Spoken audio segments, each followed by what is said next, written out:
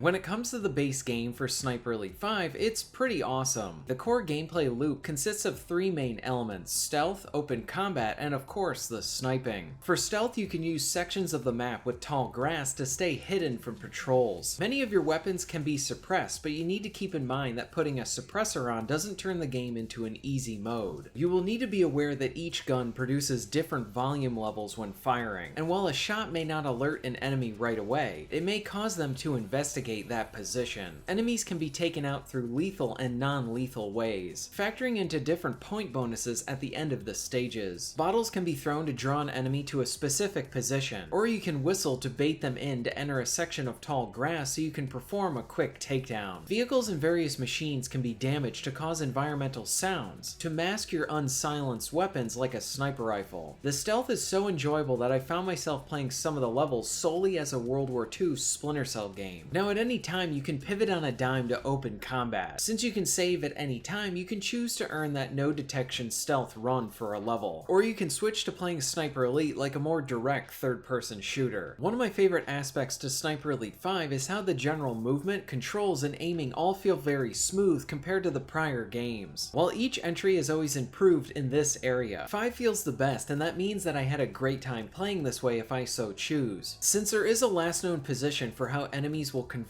on you once detected, this means that you can set up ambushes and traps or find the right cover positions with an MG42. And of course, you always have your sniper rifle, and it is just as awesome and as enjoyable to use as before.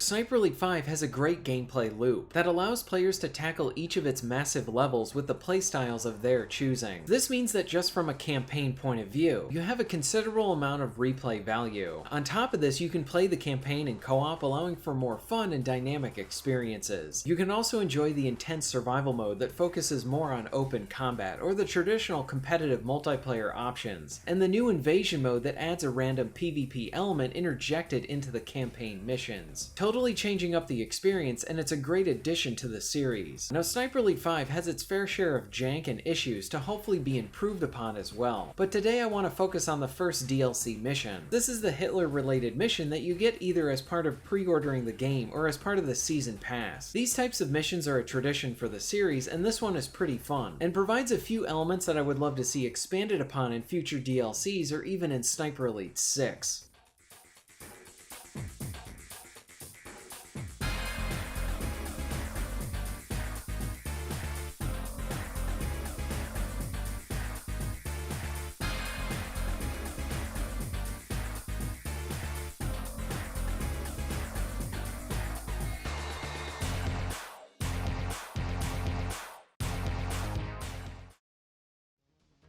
Now, as the first DLC, this is a good addition to the game. For one, it's focused on providing another campaign mission for single and co-op play, which means there's a lot of replay value. The map is smaller than some of the campaign missions, but it provides a lot of options and exploration through how dense it is. What sets this DLC apart is how it focuses on the Hitman-like, contract-like side mission kills that are in the main game. For example, there will be high-ranking officers in the campaign that you need to kill. If you can do this in a certain way, like with a stealth kill or dropping a chandelier on their head, or even poisoning them, you will earn a new weapon. This sort of adds an element of Hitman where you need to find a specific way to kill your target to complete a challenge, and then you're rewarded for it. Now, in this DLC mission, the amount of ways that you can kill your target is considerably more than in the main campaign missions, and many of them are really fun to try out. And of course, you can choose to ignore these and just go about your own way trying to take out your target, playing around in the level's sandbox. But this element makes the DLC feel extra special. Los! Los!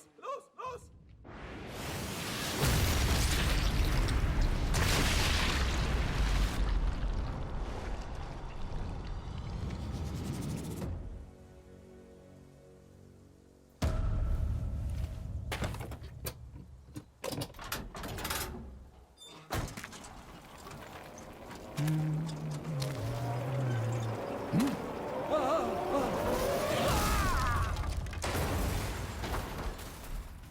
This first DLC mission has an interesting setup for it. The level is sort of separated into two chunks. The first part funnels you through a road that leads to the estate where your target is. This area feels like a more narrow and condensed design compared to the normal Sniper Elite 5 levels. You will have a few buildings, cabins, and outposts to explore. This is sort of the stuff that you would expect, just in a more narrow presentation. One thing that I really liked about this section is that you need to constantly monitor the continuous patrols coming down the road at set points. So if you are trying to maintain stealth, you need to move accordingly to prevent yourself from being seen. Or you can use this as a fun way to mess around within the level, as this provides an almost constant stream of enemies to take out. There's many of the expected side missions here, like destroying comms and AA guns, along with opportunities to help you out taking out the main target, as you find his schedule. This first part is a fun area before you get to the main event, and while it is much more narrow, there is still plenty of room to tackle this part in many different ways.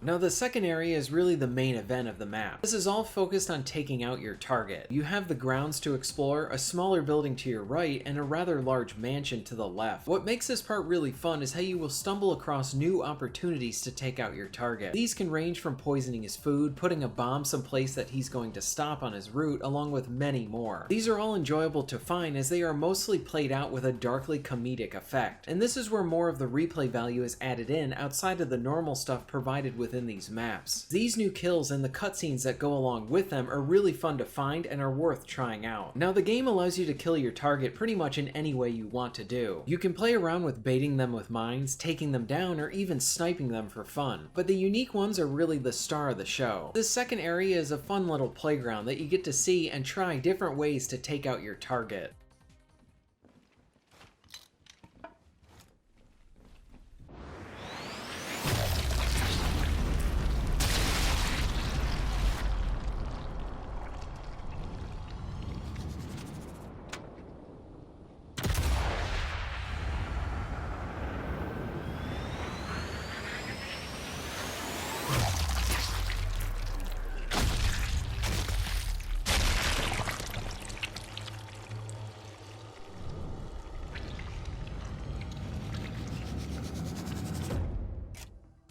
Overall, I really enjoyed this DLC mission. It does provide the fun expected action and sense of choice in how you tackle the level, but these unique assassinations are what really steal the show. And this brings me to my other point. I felt like for large portions of this level I was playing a Hitman game rather than a Sniper Elite game, and I mean that in the best possible way. It definitely felt like Rebellion took ideas from the recent run of Hitman games, and implemented similar hints and features within those kills. Honestly, I would love to see new DLC missions implementing these levels of options on some of the target kills, as they are great fun, along with maybe even making it a main feature in the potential Sniper Elite 6. Where in the campaign missions you mainly only have one unique way to take down your target, with the Hitler DLC mission you have several, and it only adds to the replay value. There's a lot of potential here to further develop and enhance this area of the game. Now on top of this, you can enjoy the mission in co-op, and this means that more hilarity and fun can occur with two people messing around with the target. As the first mission of 3 included in the season pass, this is a good start. I am curious if the following 2 missions will be oriented like this, being all focused on taking out a target, or will they be more like the baseline campaign missions, or maybe something completely new. All I know is that with Sniper Elite leaning into its darkly funny side of their game, this DLC is a great example where exploration, player choice, and comedy mix really well. This first DLC is really fun and provides a bit of something new along with what you would expect. If you have played this DLC, did you like the Hitman style to it, and would you like to see this type of stuff in the future? If you're interested in being notified of new videos, please hit the subscribe button and bell. And if you would like to support the channel and get early access to content, please check out my Patreon. All of the links will be at the end of this video and within the description. And thank you very much for watching.